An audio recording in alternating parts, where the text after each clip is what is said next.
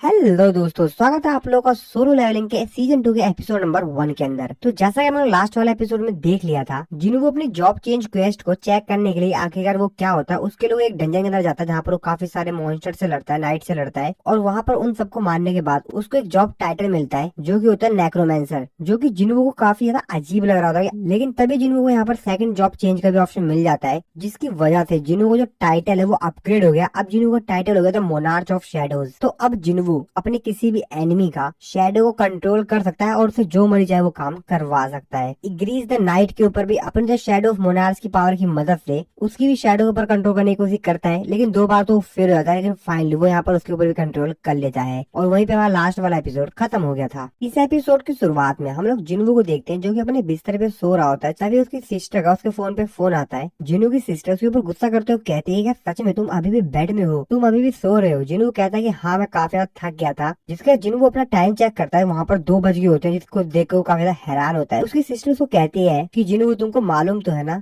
आज parents meeting है, कहीं तुम उसको भूल तो नहीं गए हो ना। जिसकी बात सुनकर जिन्हों काफी ज्यादा शॉक में होता है, कहता है ये तो मैं भूल गया था। उसकी सिस्टर उसको बताती है कि 5 बजे है तो तुम आ जाना समय से। जिन्हों वो फटाफट अपने बिस्तर से उठता है और भागते हुए ज्यादा तैयार होने के लिए। जिन्हों अपने कपड़े देखते हुए कहता है कि क्या मेरे को ये चेंज कर लेना चाहिए, चलो रहने दो, वैसे भी मेरे को जिन्हा के टीचर से मिलना है। इसके बाद अगले सीन में जिन्हों को दिखाया जाता है जो कि बैंक में आया हुआ होता है। तो जिन्हों असल में बैंक में एक डेबिट कार्ड बनवाने के लिए और साथ ही में अपने बैंक अकाउंट को अपडेट करवाने के लिए आया हुआ होता है। बैंक की रिसेप्शनिस्ट ये देख के काफी ज्यादा हैरान होती है कि जिन्हों के पासबुक में 1.4 बिलियन वॉन है, जिसको देख कर काफी ज्यादा वो तो काफी ज्यादा हैरान होती है। अपने मन में सोचते हुए कहती है कि आखिरकार इतना यंग इसके पास इतने सारे पैसे कैसे आए। वो काफी ज्यादा हैरान होती है, जिसके बाद जिन्हों से पूछते हैं कि सर क्या मैं आपसे पूछ सकती हूँ कि आखिर आप क्या काम करते हैं। जिन्हों उसको बताता है कि मैं एक हंटर हूँ। असिस्टेंट अपने मन में सोच तो कहती है कि अगर इसके पास इतने सारे पैसे हैं तो जरूर एक हाई रैंक का हंटर होगा। जिसके बाद वो उसको बताती है कि हमारे बैंक में अभी एक नई इन्वेस्टमेंट अपॉर्चुनिटी चल रही है हमारे वीआईपी क्लाइंट्स के लिए, क्या आप उसमें इंटरेस्टेड हैं, क्या आप उसमें इन्वेस्ट करना चाहेंगे। जिन्हों उसको कहता है कि नहीं, अभी मेरे को जरूरत नहीं है।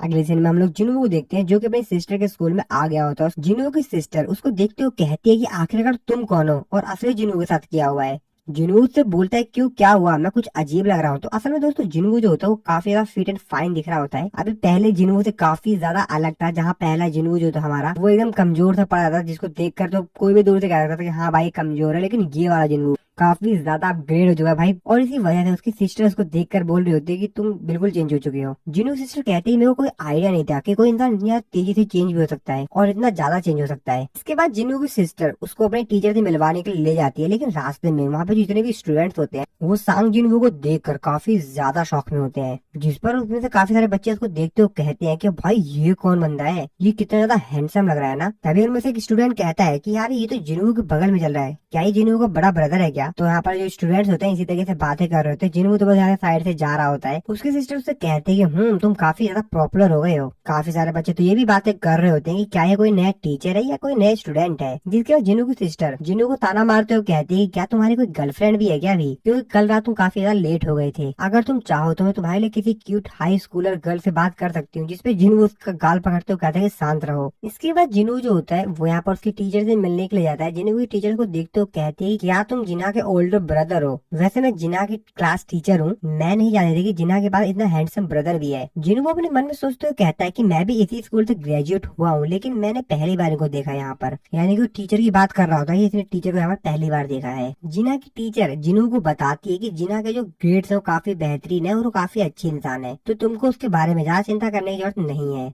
और वो काफी मॉडल स्टूडेंट है, तो इस वजह से उसको फ्यूचर में भी कोई भी दिक्कत नहीं होगी। और जहाँ तक मेरे को लग रहा है तुमको ये बात पता होगी कि जिन्हा का गोल है कि वो एक मेडिकल स्कूल में जाए। जिन्हों उसको बताता है कि हाँ मेरे को ये चीज मालूम है। जिन्हा की टीचर जिन्हों को बताती है कि उसके ग्रेड्स और उसके जो रिपोर्ट्स है वो तो काफी बेहतरीन है, लेकिन हाँ उसके ऊपर ज्यादा प्रेशर डालने की जरूरत नहीं है। जिन्हों कहता है हाँ ठीक है मैं समझ गया। ये टीचर जिन्हों से पूछती है मैंने सुना है कि तुम एक हंटर हो, मैं तुमसे एक चीज पूछना चाहती हूँ, अगर जिन्हा का अवेक्ट हुआ होता तो क्या तुम उसको हंटर बनने देते। जिन्हों को साफ साफ मना करता है। जिन्हा की टीचर जिन्हों को बताती है कि मैंने तुमसे क्वेश्चन इसलिए पूछा क्योंकि हमारे स्कूल में एक स्टूडेंट है जो कि अभी अवेक्ट हुई है और जिस वजह से वो स्कूल भी नहीं आ रही है। और अगर इसी तरीके से लगातार वो क्लासेस को मिस करती रही तो स्कूल के पास कोई दूसरी चॉइस नहीं रहेगी और उसके ऊपर स्कूल को एक्शन लेना पड़ेगा। मैं मानती हूँ कि वो हंटर बनना चाहती है, लेकिन कम से कम उसको अपने ग्रेजुएशन तो पूरी कर लेनी चाहिए। और वैसे भी मैं हंटर्स के बारे में ज्यादा कुछ नहीं जानती, तो प्लीज मेरे को माफ कर देना अगर मैंने तुमसे इस तरह के क्वेश्चन पूछे हो तो। जिसके बाद जिन्हों उसकी रैंक पूछता है, टीचर उसको बताती है कि जहाँ तक मैंने सुना है उसकी रैंक लो है। जिन्हों अपने मन में सोचते कहता है कि ई रैंक। मेरे को नहीं लगता कि वो काफी समय तक हंटर्स रह पाएगी, वो जरूर कहीं ना कहीं मारी जाएगी।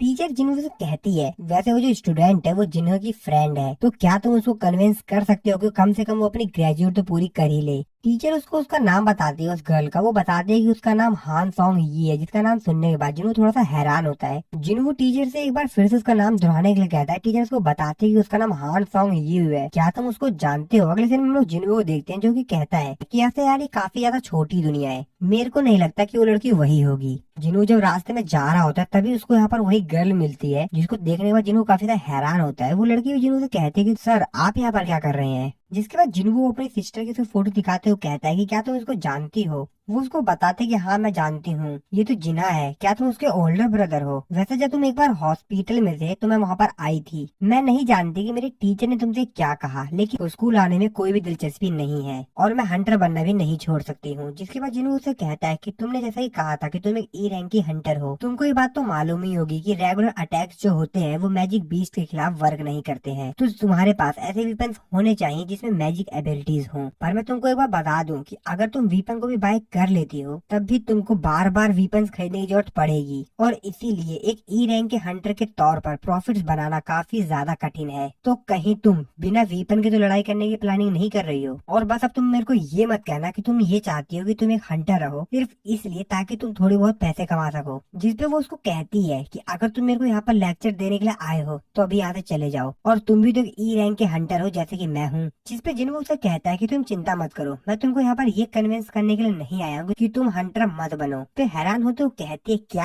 अगर तुम ये काम करने के लिए नहीं आए हो तो तुम क्या करने के लिए आए हो। तो जिन्हों उसे कहता है कि मैं तुम्हारी यहाँ पर मदद करने के लिए आया हूँ ताकि तुम एक एक्सीलेंट हंटर बन सको। इसके बाद अगली सीन में हम लोग एयरपोर्ट का सीन देखते हैं। तो असल में वांग टोंग सू भी इस जगह पर आ गया होता है अपने ब्रदर का बदला लेने के लिए। वांग टोंग सू एयरपोर्ट पे उतरा ही होता है तभी उसके पास वो च्यूल आते हैं जो कि उसका वेलकम करते हैं। वांग टोंग सू उसको देखते हुए कहता है तुमको दोबारा देखकर अच्छा लगा, तो हंटर एसोसिएशन ने मेरे को लाने के लिए तुमको भेजा है। वो च्यूल उसको कहता है कि जैसा कि एस रैंक हंटर कोरिया में आया है तो ऑफ कोर्स सर्विलेंस टीम का हंटर ही यहाँ पर आएगा आपको पिक करने के लिए। वांग टोंग सू उसका मजाक उड़ाते हुए कहता है ओ तो तुम अभी भी सर्विलेंस टीम में हो, तो क्या तुम अभी भी चेयरमैन हो, गो गन ही के राइट हैंड मैन। और अगर मैं तुम्हारी जगह होता तो मैं जरूर उस बूढ़े को वहाँ से हटाकर सब कुछ अपने हाथ में ले लेता। गोचिलू से पूछता है कि सर वैसे आपकी प्लानिंग कब तक है यहाँ पर रहने की। जिस पर वो उसको बताता है कि मैं ज्यादातर समय तक यहाँ नहीं रहूंगा, तो तुमको ज्यादा चिंता करने की जरूरत नहीं है, मैं यहाँ से जल्दी चला जाऊंगा जैसे ही मेरा काम खत्म हो जाएगा। वो च्यूल उससे कहता है कि तुमने अपने देश के साथ गद्दारी की और तुम दूसरी जगह चले गए, और अगर तुम कोरिया वापस आए हो तो जरूर तुमको बहुत ही ज्यादा जरूरी काम होगा। तो क्या तुम ई रैंक हंटर सांग जिन वू और डी रैंक के Hunter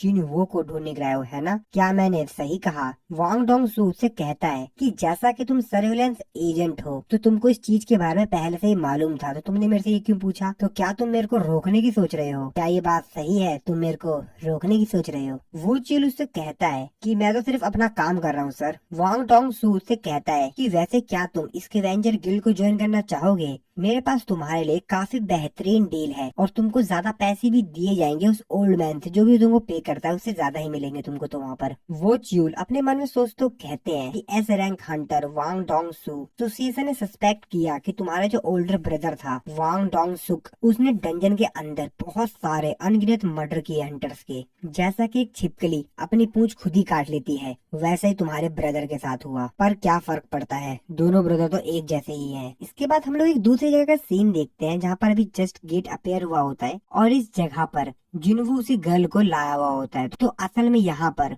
white tiger guild management department के सेकंड डिवीजन जो चीफ होता है उसने यहाँ पर सांग जिन वू को विजिट के लिए बुलाया हुआ होता है, और साथ ही में उसका जो डिप्टी मैनेजर होता है वो भी उसके साथ आया होता है। व्हाइट टाइगर गिल्ड का चीफ उस गर्ल को यहाँ पर देखते हुए कहता है तुम तो वही स्टूडेंट हो ना जिसको मैंने कल देखा था? जिसपे वो बताते कि हाँ मैं वही हूँ। व्हाइट टाइगर गिल्ड का चीफ अपने मन में सोचते कहता है कि ई रैंक का हंटर मैंने इससे ज्यादा उम्मीद की भी नहीं थी। लेकिन तभी वो अपने मन में दूसरी बात सोचते हुए कहता है कि लेकिन रुको, सांग जिन वो भी एक ई रैंक का हंटर है, तो मेरे को कंक्लूजन पर इतनी जल्दी नहीं आ जाना चाहिए। जिसपे व्हाइट टाइगर गिल्ड का चीफ उसको बताता है कि ऑफ कोर्स हमने यहाँ पर सारी अरेंजमेंट्स कर दी गई हैं। जिन्हों अपने मन में सोचते हुए कहता है कि ये मेरे को दिखाना चाहता है कि आखिर किस तरीके से ये नए रिक्रूट्स को ट्रेन करता है। ये तो काफी बेहतरीन बात है। ये मेरे को ये सब कुछ दिखाकर इम्प्रेस करना चाहता है कि आखिर किस तरीके से व्हाइट टाइगर गिल्ड का सिस्टम काम करता है और किस तरीके से वो नए लोगों को ट्रेन करते हैं। चीफ उसको बताता है कि मैंने बाकी अदर जो हंटर्स हैं उनको बता दिया कि तुम यहाँ पर आने वाले हो, तो तुमको चिंता करने की जरूरत नहीं है, यहाँ पर कोई भी दिक्कत नहीं होगी। साथ ही में जो एरिया है यहाँ पर काफी सारे गेट अपीयरेंस होते हैं, जिस वजह से इस जगह को एक अलग जोन में डाल दिया गया है। तो यहाँ पर आसपास ज्यादा लोग नहीं रहते हैं। यहाँ पर 80% जो घर है वो तो बंजर पड़े हुए हैं, वहाँ पर कोई रहता ही नहीं है। और इस जगह के जो अदर पार्ट्स हैं वो तो पूरी तरीके से बंद हो चुके हैं।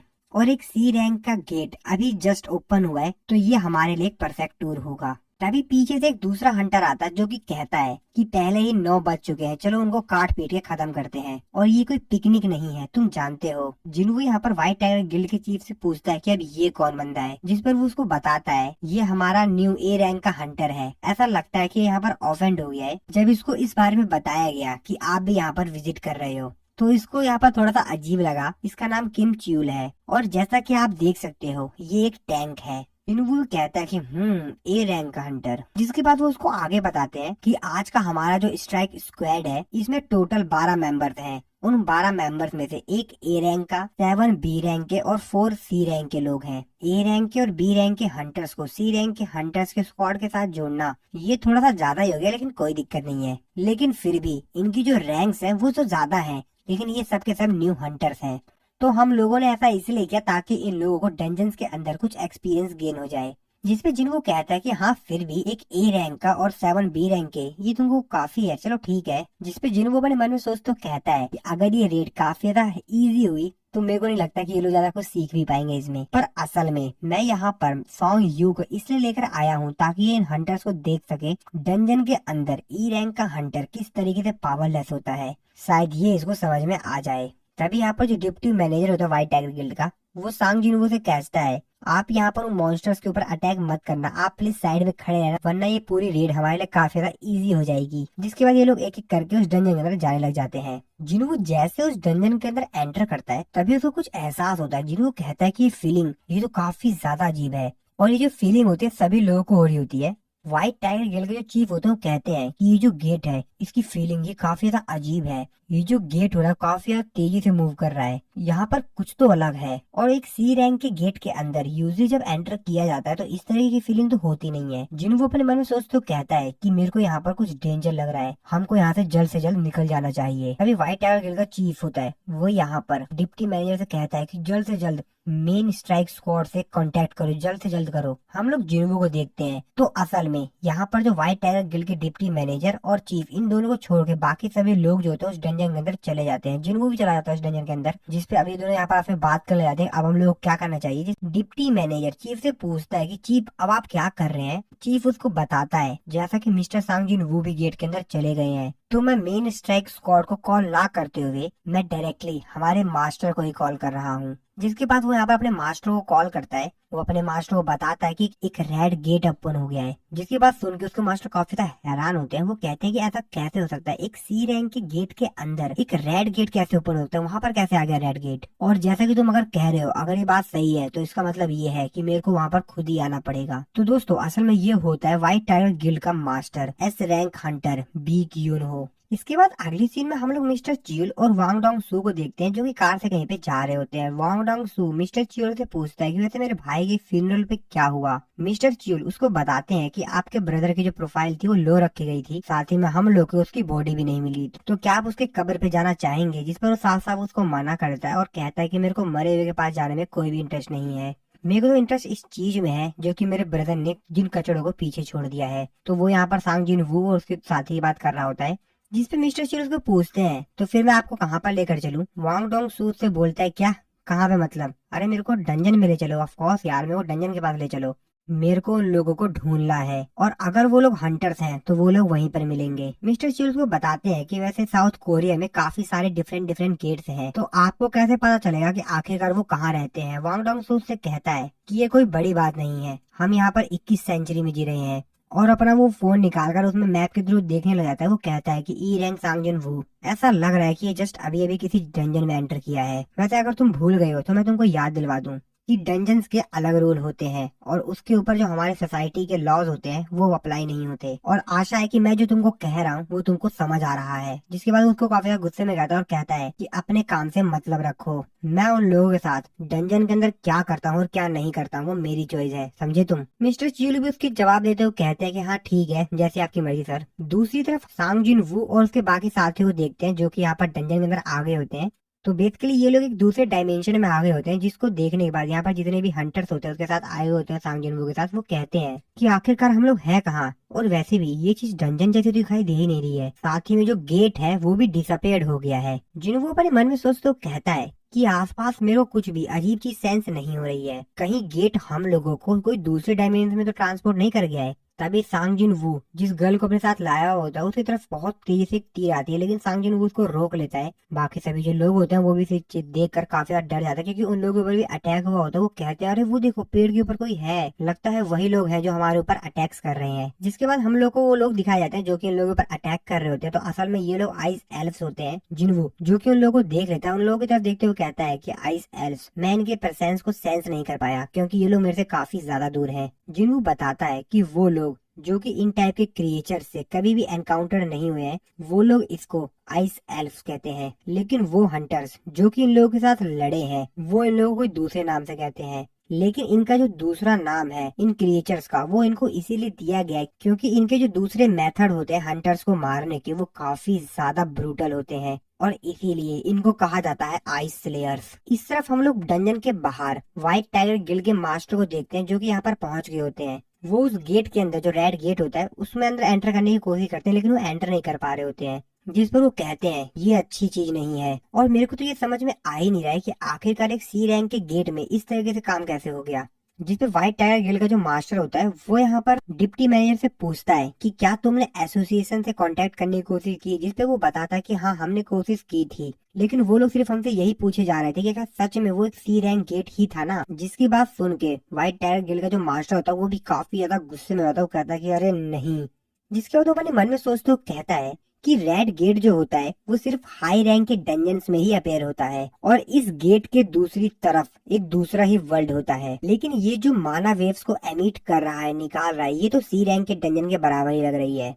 लेकिन जहाँ तक मेरे को लग रहा है मेरे सामने जो गेट है ये कम से कम बी रैंक का तो होना ही चाहिए, और अगर हम लोगों की किस्मत बहुत ज्यादा खराब हुई तो ये ए रैंक का गेट हो सकता है और शायद उससे भी ज्यादा। जिसपे डिप्टी मैनेजर जो होता है वो यहाँ पर उनसे पूछता है क्या हम लोग को एक बार और मानामीटर का इस्तेमाल करके माना वेव्स को मेजर करना चाहिए। जिसपे मास्टर उसको कहते हैं कि जैसा कि गेट पूरी तरीके से रेड हो चुका है, साथ ही में किसी भी प्रकार की कोई भी माना वेव्स को रिलीज नहीं कर रहा है, तो इसको मेजर कर पाना ही नामुमकिन है। और अब ऐसा कोई तरीका नहीं है कि हम इस गेट की एग्जैक्टली जो रैंक है वो पता लगा सके। जिसके बाद वो पूछते हैं कि मेरे को ये बताओ कि आखिरकार अंदर कितने हंटर्स हैं। जिस पर उसको बताया जाता है कि टोटल अंदर 12 हंटर्स हैं। जिस पर वो उससे पूछता है कि आखिरकार उनमें से कितने ज्यादा हाई रैंक्स के हैं। जिस पे उसको बताया जाता है कि 12 हंटर्स में से सिर्फ एक हंटर है जो कि ए रैंक का है, जिसका नाम किम च्यूल है और वो उस टीम को लीड कर रहा है। साथ ही में वहाँ पर 7 बी रैंक के हंटर्स भी हैं।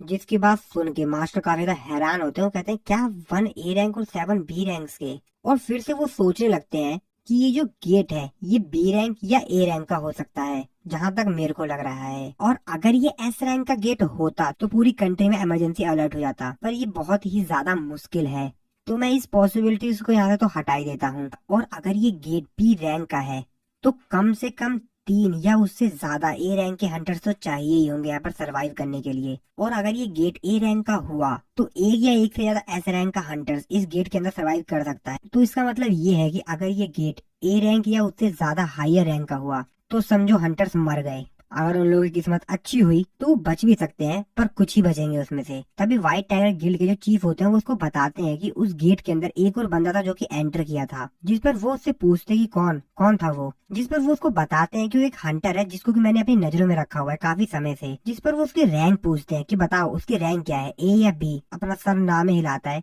जिस पर वो कहते हैं क्या, इसका मतलब वो जरूर एस रैंक का हंटर होगा। जिस पर वो कहता है कि नहीं सर, वो एक ई रैंक का हंटर है। इसके बाद सीन फिर से शिफ्ट हो जाता है उसी रेड गेट के अंदर, जहां पर हम लोग देखते हैं कि जिन्हों के साथ जो 12 मेंबर्स आए हुए होते हैं उनमें से 2 जो मेंबर होते हैं वो तो मारे गए होते हैं। जिनको अपने मन में सोचते हुए कहता है कि इन लोगों के निशाने काफी ज्यादा बेहतर है।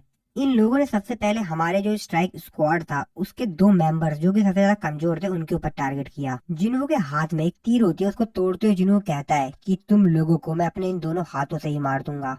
तभी इन लोगों के साथ जो ए रैंक का हंटर आया हुआ होता है जो कि इनका लीडर भी होता है, वो यहाँ पर आकर इन सभी लोगों को कहता है अगर तुम लोगों ने अभी तक इस चीज को नोटिस नहीं किया है तो मैं तुमको बता दूं कि अभी हम लोग इस समय रेड गेट के अंदर हैं। तो इसका मतलब ये है कि इस डंजन के अंदर कोई भी एंटर नहीं कर सकता है जब तक कि हम सभी मारे ना जाए या ये डंजन खुद ही ब्रेक ना हो जाए। जिसकी बात सुन के यहाँ पे जो बाकी हंटर्स होते हैं वो कहते हैं क्या, ये एक रेड गेट है। जिन्हों के साथ जो गर्ल आई होती है वो उससे पूछती है सर ये रेड गेट क्या होता है, जिसपे जिन्हों उसको बताता है कि ये स्पेशल प्रकार का गेट होता है जो कि एक दूसरे डायमेंशन से कनेक्ट कर देता है, और अगर एक बार तुमने रेड गेट के अंदर अपने पैर रख दिए तो तुम बाहर की दुनिया से पूरी तरीके से अलग हो जाओगे। इसका मतलब ये है कि बाहर की दुनिया से तुम्हारे लिए कोई भी मदद नहीं आ सकती है, और तुम इस डंजन से बाहर तब तक नहीं जा सकते हो जब तक कि तुम यहाँ के जो बॉस है उसको हरा नहीं देते या डंजन खुद ही ब्रेक नहीं हो जाती। और अगर सरल शब्दों में कहा जाए तो हम यहाँ पर फंस चुके हैं। तभी यहाँ पर जो ए रैंक का हंटर होता है वो यहाँ पर इन लोगों को फिर से कहता है कि मैं तुम लोगों को अपने बारे में एक बार और बता देता हूँ। और जैसा कि सबको ये बात पता लग चुकी है कि हम लोग एक रेड गेट के अंदर एंटर हो गए हैं, तो ये मेरी जिम्मेदारी है कि मैं ये श्योर करूँ कि हम सभी लोग यहाँ से सुरक्षित वापस जा सके। लेकिन मैं आप लोगों से एक बात ये भी बता दूं कि मैं आप लोगों को प्रॉमिस नहीं कर रहा हूँ। हम लोग को इस डंजन को ब्रेक करने में महीने भी लग सकते हैं, तो इसलिए यहाँ पर किसी भी प्रकार की कोई भी गारंटी नहीं है कि हम लोग कब तक सर्वाइव करेंगे। और इस रेड गेट की मिनिमम जो डिफिकल्टी लेवल होगा वो बी रैंक का होगा, और इस जैसी खतरनाक जगह पर ये काफी ज्यादा डिफिकल्ट है कि हम सभी लोग यहाँ पर एक साथ मैनेज कर सकें एक सिंगल यूनिट रहकर। तो हम लोग यहाँ पर 2 टीम बना लेते हैं अलग अलग। अगर हम इसी जगह पे रहें तो या तो हम लोग जम के मर जाएंगे, और या तो हम लोग वो क्रिएचर्स यहाँ पर दोबारा आकर खुद अपने हाथों से मार देंगे। और अगर तुम में से कोई भी मेरी टीम को ज्वाइन नहीं करना चाहता है तो मैं ये जो डंजन है अपने दम पर ही क्लियर कर दूंगा। तो तुम लोगों में से कौन कौन मेरे साथ आना चाहेगा? जिसपे काफी सारे लोग कहते हैं कि हाँ हाँ मैं भी आऊंगा मैं भी आऊंगा, लेकिन वो काफी सारे लोगों को मना कर देता है और कहता है कि तुम में से जो भी सी रैंक या उससे नीचे का हंटर है वो मेरे साथ नहीं आएगा। इसके बाद वो उन लोगों को बताता है कि रेड गेट के अंदर एक दिन 1 घंटे के बराबर होता है रियल लाइफ में। यानी कि अगर रियल लाइफ में सिर्फ 1 घंटे बीते हैं तो रेड गेट के अंदर 1 दिन बीत चुके होंगे। अगर बेकार से भी बेकार हुआ तो हम लोगों को महीने लग जाएंगे बॉस को हराने में। और इस प्रकार के सरकमस्टांसिस में मैं किसी भी प्रकार के एक ऐसे लोग को अपने साथ नहीं ले जाना चाहूंगा जो कि एक डेड वेट की तरह हो। लेकिन उसको ऐसे कहते ही बाकी जो हंटर्स होते हैं सी रैंक के वो उसके ऊपर गुस्सा करते हुए कहते हैं कि तुम हमको डेड वेट कह रहे हो। जिस पर वो उसको कहता है कि तुम लोग उदास मत हो, जब हम लोग बॉस को हराकर वापस आएंगे अगर तुम तब भी जिंदा होगे तो चिंता मत करो, हम भी तुमको यहाँ से बाहर निकाल देंगे। तभी उन लोगों के साथ में जो एक गर्ल हंटर आई हुई होती है वो उससे बोलती है कि मैं तुम्हारे साथ नहीं जाना चाहूंगी बल्कि मैं इन लोगों के साथ जाना चाहूंगी। जिस पर वो भी कहता है कि चलो ठीक है जैसी तुम्हारी मर्जी। जिसके बाद यहाँ पर उनको लीडर होता है वो उनको कहता है कि इस लड़की के जाने के बाद यहाँ पर एक जगह खाली हो गई है तो तुम में से कोई एक हमारे साथ चल सकता है। तो यहाँ पर ये जो गर्ल हंटर होती है वो वहाँ से जाते वो बोलती है हम लोगों के ऊपर एरो शूट की गई, ये उस एरो तक को नहीं देख पाया। तभी वो जिन्हों से बोलती है कि तुम असल में ई रैंक कर तो नहीं हो। तभी सीन शिफ्ट होता है, डंजन के बाहर का सीन देखते हैं। व्हाइट टाइगर गिल्ड का जो चीफ होता है वो व्हाइट टाइगर गिल्ड जो मास्टर होता है, तो यहाँ पर जो मास्टर है इसका नाम मिस्टर बेक है। तो मिस्टर बेक को बताता है कि मैंने इस चीज को काफी समय से सीक्रेट रखा था क्योंकि मैं सांग जिन वू का ट्रस्ट जीतना चाहता था, लेकिन मैं इतना तो पक्का कह सकता हूँ कि उसका रीअवेक्ड हुआ है। मिस्टर बेग उससे कहते हैं कि सही में, जिसकी बात सुनने के बाद चीज भी थोड़ा सा यहाँ पर शक करता है अपने ऊपर। कहता है कि वैसे उसने मेरे को कभी भी एक क्लियर आंसर नहीं दिया कि उसका रीअवेक्ड हुआ है। तो वो उसका रिप्लाई देते हुए कहते हैं कि हाँ बस इसको तुक्का ही कह सकते हैं, मतलब ये मेरा मानना है। जिसकी बात सुनने के बाद मिस्टर बेग थोड़ा सा नाराज हो जाते हैं। वो कहते हैं कि इसका मतलब ये है कि हम एक ही इंसान है जिसके ऊपर ट्रस्ट कर सकते हैं, वो है किम च्यूल। वो भी अपने मन में सोचते हुए कहते हैं कि मिस्टर बेग आप समझ नहीं पा रहे कि मैं किस चीज की बात कर रहा हूँ। अगर आप सांग जिन वू को एक्शन में देखोगे तो आप खुद ही समझ जाओगे। तभी यहाँ पर सर्विलेंस टीम का फर्स्ट डिवीजन का जो मैनेजर होता है जो सांग चैन, वो यहाँ पर आता है। वो यहाँ पर मिस्टर बेग से कहता है कि वो जो ए रैंक का हंटर उन लोगों के साथ गया है, उसके जो रिकॉर्ड्स है, परफॉर्मेंस है, वो काफी बेहतरीन है। मैं किसी प्रकार की कोई हेल्प नहीं कर सकता हूँ, लेकिन अभी मैंने सुना कि एक ई रैंक का हंटर जिसका रीअवेक्ड हुआ था, क्या मैंने सही सुना था ना? और मेरे ओपिनियन में वो जो ए रैंक का हंटर है वो मोर क्वालिफाइड है एक ऐसे इंसान से जिसका कोई भी नाम नहीं है और उसके पास कोई भी एक्सपीरियंस नहीं है। White tiger guild second division का जो चीफ होता है वो भी अपने मन में सोचते हुए कहता है कि अंत में पता चल ही जाएगा कि कौन सही है। और तभी इन लोगों के पास वांग डोंग सू और मिस्टर चियोल आते हैं। वांग डोंग सू उन सभी लोगों को यहाँ पर देखकर कहता है कि व्हाइट टाइगर गिल्ड के लोग, तुम लोग यहाँ पर क्या कर रहे हो? जिसको देखने के बाद सभी लोग काफी ज्यादा हैरान होते हैं कि वांग डोंग सू आखिरकार यहाँ पर क्या कर रहा है। मिस्टर बेग उससे पूछते हैं कि तुम कोरिया में क्या कर रहे हो, जिस पर वो उसको बताता है कि मैं यहाँ पर कुछ बिजनेस से आया हूँ, मेरा कोई काम है इसलिए मैं यहाँ पर आया हूँ बस। मिस्टर बेग उसके ऊपर गुस्सा करते हो कहते हैं कि मेरे क्वेश्चन का जवाब दो कि तुम इस समय हमारे स्टेट में हो तो तुम बताओगे कि तुम यहाँ पर कोरिया में क्या बिजनेस करने के लिए आए हो, आखिरकार तुम यहाँ पर करने क्या आए हो। जिस पर उससे कहता है कि मैं यहाँ पर बस अपने आप से कुछ पूछ रहा था, क्या तुम मेरे को बताओगे आखिरकार क्यों तुमने एक ई रैंक के लूजर, एक ई रैंक के हंटर को रिक्रूट किया है। मिस्टर बैग कहते हैं क्या ई रैंक, तुम किसके बारे में बात कर रहे हो? जिस पर वो उससे कहता है कि मैं सांग जिन वू के बारे में बात कर रहा हूँ जो कि अभी जस्ट गेट के अंदर एंटर किया है। मिस्टर बैग भी सांग जिन वू का नाम सुनकर कंफ्यूज होते हैं। वो कहते हैं क्या वांग डोंग सू, इसको भी इसके बारे में पता है क्या? और तभी वांग डोंग सू जो होता है वो गेट के पास जाता है। वो कहता है कि आखिरकार यहाँ पर चल क्या रहा है, और तब उसको पता चलता है। वो कहता है क्या ये तो एक रेड गेट है। और इस तरफ हम लोग डंजन के अंदर का सीन देखते हैं जहाँ पर सांग जिन वू और यहाँ पर जो दूसरा ए रैंक का हंटर होता है उन लोगों की अलग अलग टीम बन गई होती है। तो जिनवू की जो टीम होती है उसमें सभी सी रैंक के हंटर होते हैं, सिर्फ एक लड़की को छोड़ के जो कि अभी भी आई थी, जो कि बी रैंक की हंटर है। और ये लोग अब एक दूसरे को गुड लक बोल के अलग अलग रास्ते पे चले जाते हैं। हम लोग जिनवू और उसके टीममेट्स को देखते हैं। यहाँ पर जो लड़की होती है वो यहाँ पर जिनवू से पूछती है कि तुमने मेरे क्वेश्चन का आंसर नहीं दिया, तुम्हारी रैंक क्या है? जिन्हों कहता है क्या मेरी रैंक जान के क्या करोगी? वो लड़की अपने मन में सोचते हुए कहती है ये बंदा कम से कम ए रैंक का तो होगा ही, नहीं नहीं नहीं शायद उससे भी ज्यादा। और डंजन के दूसरी तरफ हम लोग जो ए रैंक का हंटर होता है उसके और बाकी उनके जो दोस्त होते हैं उनको देखते हैं। वो लोग एक जगह पहुंचने के बाद कहते हैं कि हम लोग अभी यहीं पर रुकेंगे और ये जो फॉरेस्ट है ये आइस बियर्स टेरिटरी है। तो इन लोगों का जो लीडर होता है ए रैंक का हंटर वो कहता है कि ऐसा लगता है कि एक ई रैंक के हंटर की वजह से बाकी इनोसेंट लोगों की जान जाएगी। तो वो असल में यहाँ पर सांगजुन वो की टीम की बात कर रहा होता है। तभी उसका साथी कहता है कि आखिरकार हम ई रैंकर से एक्सपेक्ट भी क्या कर सकते हैं, यहाँ तक कि तो उसको एक प्रॉपर ट्रेनिंग भी नहीं मिली होगी। तभी उन लोगों के सामने कोई चीज आती है। तभी जो ए रैंक का हंटर होता है वो उन सभी लोगों से कहता है कि सभी लोग तैयार हो जाओ युद्ध के लिए। इसके बाद अगले सीन में हम लोग डंजन के बाहर का सीन देखते हैं। मिस्टर बेग जो होते हैं वो यहाँ पर काफी ज्यादा परेशान हो गए होते हैं और अपने मन में सोचते हुए कहते हैं आखिरकार ये सभी लोग सांग जिनू के बारे में क्यों बात कर रहे हैं? जिसको देखो हर कोई सांग जिनू की बात कर रहा है। और इसी सीन के साथ हमारा ये वाला जो एपिसोड है यहाँ पर खत्म हो जाता है। तो दोस्तों वीडियो अच्छी लगे वीडियो लाइक कर दीजिएगा। चैनल को अभी तक सब्सक्राइब नहीं किया तो इसके अगले एपिसोड्स को देखने के लिए चैनल को भी सब्सक्राइब जरूर से कर देना। मिलता हूँ मैं आपको अपनी नेक्स्ट वीडियो में।